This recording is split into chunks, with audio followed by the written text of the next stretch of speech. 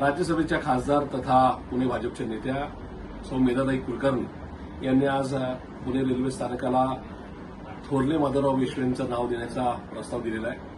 मुळातच ज्या मेधाताई पुण्यातून नगरसेविका झाल्या, आमदार झाल्या आणि आता राज्यसभेच्या खासदार झाल्या, त्यांनी थोडं ब्रॉड माइंडेड राहिलं पाहिजे.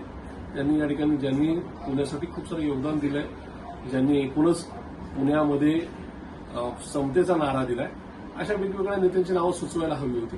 पण या ठिकाणी पुन्हा एकदा पुणे शहरामध्ये पेशवाईचा मेसेज देणं हे कितपत संयुक्त की याचा विचार मेधाताईंनी एक खासदार म्हणून नक्की विचार करा, अशी माझी त्यांना नम्रतेची विनंती राहील. त्याचं कारण आहे, एकूणच पण भाजपच्या ओठात काय आणि पोटात काय हे एकूणच या सगळ्या कृतीतून कळतं. महात्मा ज्योतिबा फुले असतील, क्रांतीज्योती सावित्रीबाई फुले असतील, धर्मवीर संभाजी महाराज असतील, त्याचबरोबर असंख्य नाव आहेत. लोकशाहीर अण्णाभाऊ साठे आहेत, ज्यांनी एकूणच दीनदुबळ्यांना मुख्य प्रवाहात आणण्याचा प्रयत्न केला. परमपूज्य डॉक्टर बाबासाहेब आंबेडकर आहेत, ज्यांच्यामुळे या देशाला संविधान मिळालं. अशी खूप सारी नावं असताना सुद्धा मेधाताई थोरले माधवराव पेशवे यांच्यासाठीच आग्रही आहेत. याच्यातूनच भाजपला या शहरामध्ये पेशवाई आणायची का काय, अशाच प्रकारचा प्रश्न माझ्यासारख्या कार्यकर्त्यांच्या मनामध्ये निर्माण होतो.